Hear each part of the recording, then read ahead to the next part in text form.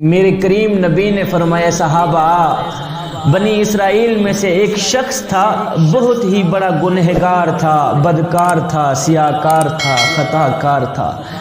ساری زندگی اس نے اپنے کریم رب کی ذات کو ایک سجدہ بھی نہیں کیا تھا، لیکن اس کے پاس ایک ایسا عمل تھا جس کی بخشش کا ذریعہ بن گیا۔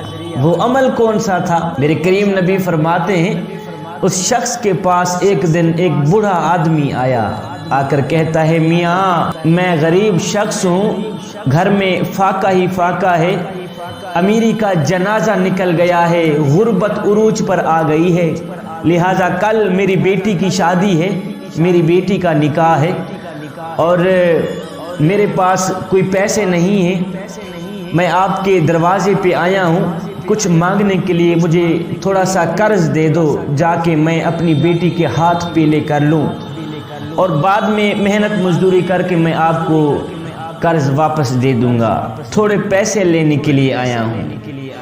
اس گنہگار شخص کے دل میں اللہ نے رحم ڈالا تو اس گنہگار شخص نے اس بوڑھے آدمی کو پیسے دے دیے، قرض دے دیا اور کہا کہ فلاں دن واپس دے دینا مجھے۔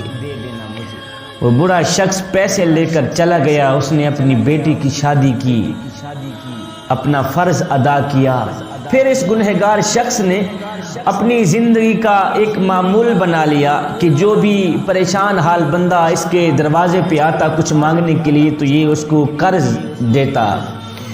اللہ اکبر۔ جب قرض لینے کی باری آتی تو یہ گنہگار شخص کیا کرتا؟ اپنے منشی کو رجسٹر دیتا، جا بھی قرض وصول کر کے آ، اور ایک بات کا دھیان رکھنا، ایک بات کا خیال رکھنا کہ جس کے پاس قرض نہ ہو، پیسے نہ ہو واپس دینے کے لیے تو اس کو جھڑکانا مت، اللہ کی مخلوق کو پریشان نہ کرنا میاں۔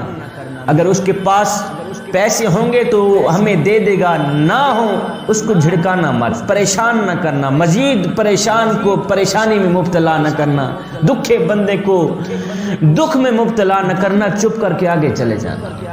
پیسے نہ ہوں، قرض وہ ہمیں واپس نہ دے تو اس کو جھڑکانا مت، آگے چلے جانا۔ اللہ اکبر۔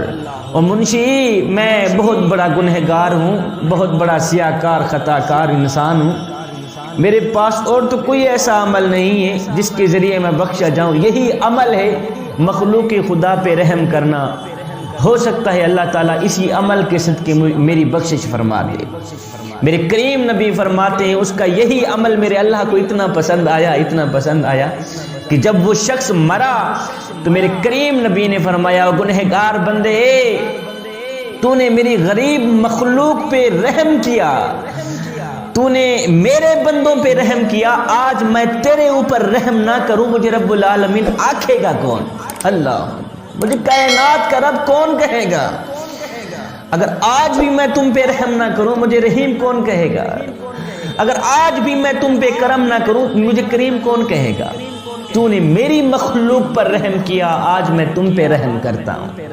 میرے کریم رب نے اس کو بخش دیا، اس کو جنت عطا کر دی۔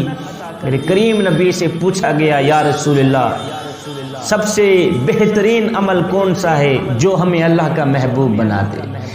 میرے کریم نبی نے فرمایا صحابہ تم اللہ کی مخلوق کے بن جاؤ، اللہ تمہارا بن جائے گا۔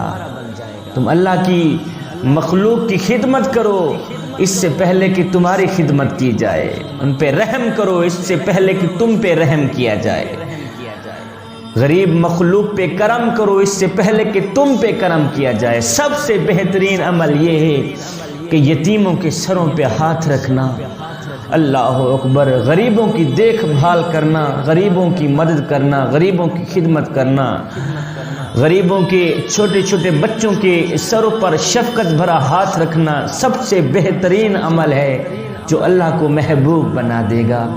تو اے بندے اگر تیرے محلے میں کوئی شیعہ رہتا ہے، کوئی سنی وہابی دیوبند یا کسی اور مذہب کا رہتا ہے اس کا حساب وہ خود دے گا، لیکن اگر روٹی نہ ملنے کی وجہ سے رات کو بھوکا سو گیا اے بندے اس کا حساب تجھے دینا پڑے گا۔